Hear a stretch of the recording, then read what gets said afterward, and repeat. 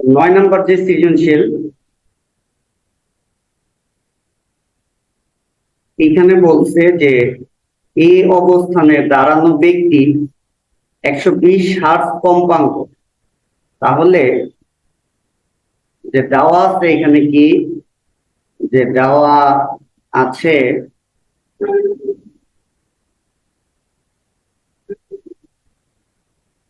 কম্পাঙ্ক, দেওয়া আছে কম্পাঙ্ক কমা এফ ইজ ইকুয়াল টু কত দেওয়া আছে 120 হার্জ এইচ জেড। এই যে 120 হার্জ কম্পাঙ্ক বিশিষ্ট শব্দ উৎপন্ন করলে বি অবস্থানের যে ব্যক্তি তার প্রতিধ্বনি শুনতে পারবে কিনা, এরকম একটা প্রশ্ন দিছে। তো গতে বলছে উৎপন্ন শব্দের তরঙ্গ দৈর্ঘ্য নির্ণয় করো। সে একই কথা, যে তরঙ্গ দৈর্ঘ্য চাইছে, তরঙ্গ দৈর্ঘ্য কমা lambda is equal to what, এটা জানতে চাইছে।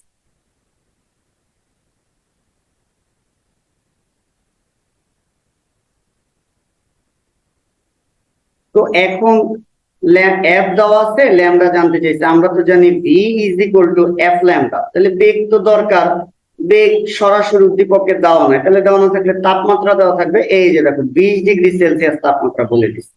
তাহলে আমরা ফার্স্টেই সেই 20 ডিগ্রি সেলসিয়াস তাপমাত্রায় একটা বেগ বের করবো। হ্যাঁ, 20 ডিগ্রি সেলসিয়াস তাপমাত্রায় বেগ V2 এর মান আমরা বের করবো। তাহলে আমরা সূত্র শিখছি কি, V2 বাই V1 সমান সমান root over T2 divided by T1। সবসময় আমরা বলতাম T1 এর মানটা 273 ধরে নিতে, আর V1 এর মানটা 0 ডিগ্রি সেলসিয়াস তাপমাত্রা বা 273 কেলভিন তাপমাত্রায় শব্দের বেগ 330 মিটার পার সেকেন্ড। আর T2 পরের তাপমাত্রা কত, 20 ডিগ্রি সেলসিয়াস। এটাকে কেলভিনে নিতে গেলে 273 যোগ, তাহলে সেই 20 ডিগ্রি সেলসিয়াস তাপমাত্রায় শব্দের বেগ V2 এর মান কত, এটা আমরা বের করি। তো এইখানে ক্যালকুলেশন করলে V2 এর যে মানটা আসে,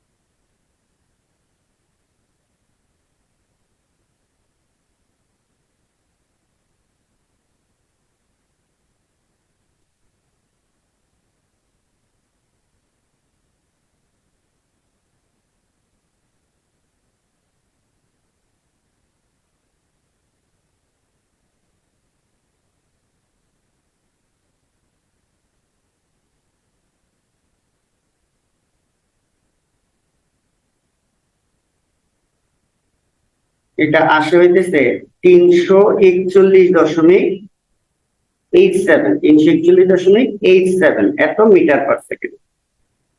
ঠিক আছে, তাহলে এখন আমরা সূত্র বসাইতে পারি V is equal two F lambda. তাহলে এইখান থেকে আমরা ল্যামডা সমান সমান বলতে পারি V ডিভাইডেড বাই এফ। তাহলে V যেটা বেগ সেটা দেওয়া আছে 341.87 ডিভাইডেড বাই কম্পাঙ্ক কত দেওয়া আছে 120 দেওয়া ছিল। তাহলে এইখান থেকে ল্যামডার একটা মান বের হয়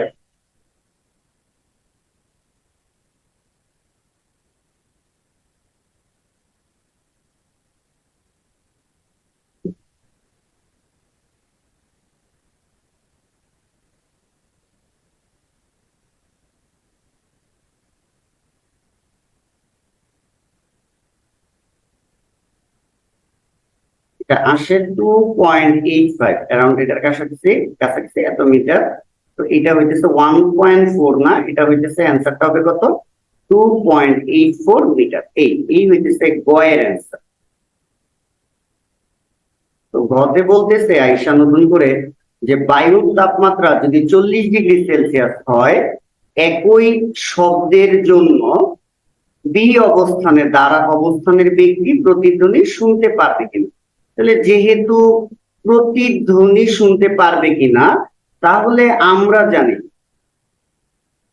মানে এইভাবে চিন্তাটা আসবে প্রতিধ্বনি শুনতে পারবে কিনা। ও আচ্ছা, তাহলে সূত্র হইতেছে 2d সমান সমান vd, আমরা এখানে থেকে t এর মান বের করব, তাহলে 2d ডিভাইডেড বাই v, তাহলে d সমান সমান 2 ইনটু d। দেখো এইখানে আমি যদি একটু লাল কালার দিয়ে এখানে দেখাই, এইখানে এ অবস্থানের যে ব্যক্তি সে 120 হার্জ কম্পাঙ্ক বিশিষ্ট একটা শব্দ উৎপন্ন করছে, তাহলে সে একই কথা শব্দ করছে কে এ অবস্থান, এইখান থেকে শব্দটা উৎপন্ন হয়েছে, সেই শব্দটা এইদিকে গিয়া সেই শব্দটা এইখান থেকে গিয়ে এই ওয়ালে বাড়ি খেয়ে আবার এর কানে আসবে, ঠিক আছে, শব্দ উৎপন্ন করলো। তো বি অবস্থানের ব্যক্তি তার প্রতিধ্বনি শুনতে পারবে কিনা, তাহলে ওই যে আমরা যে সূত্রটা খাটাইছি কারে প্রতিধ্বনি শোনাইতে বলছি, তাই না?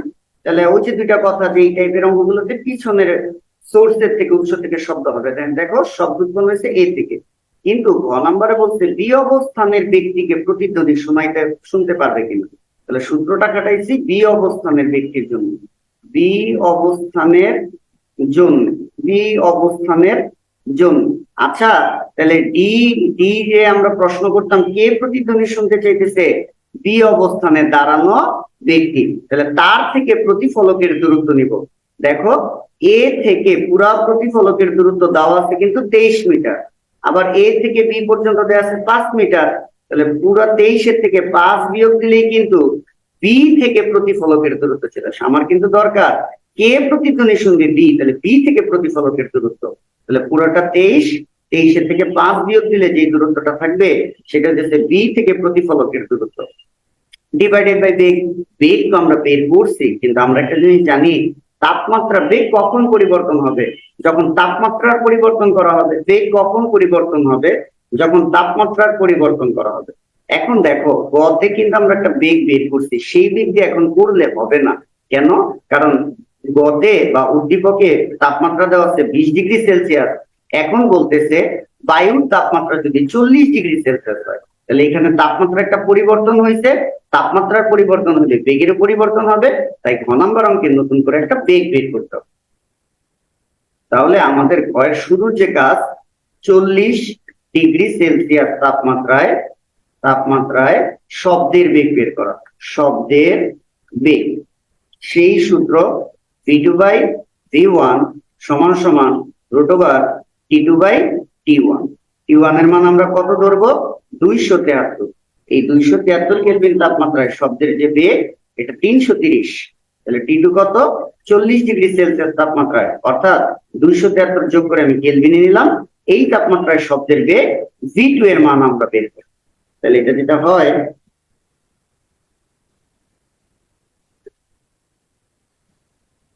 এটা আসে 354 মিটার পার সেকেন্ড। তাহলে আমরা বেগ পাইলাম, আর দূরত্ব যেটা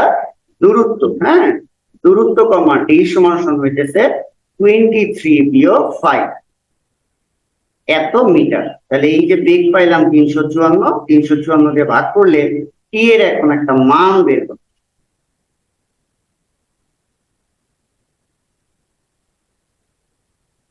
যেটা আসে এটা হচ্ছে 0.102 বা 101, এখানে যেটা আছে এটাও আসে, আমি যেটা করছি ক্যালকুলেটর এটাও আসে। তাহলে এখন দেখো এই সময়টা কিন্তু 0.1 সেকেন্ড থেকে বেশি, যেহেতু 0.1 সেকেন্ড থেকে বেশি, তাহলে হ্যাঁ প্রতিধ্বনি শুনতে পারবে, প্রতিধ্বনি শুনতে পারবে।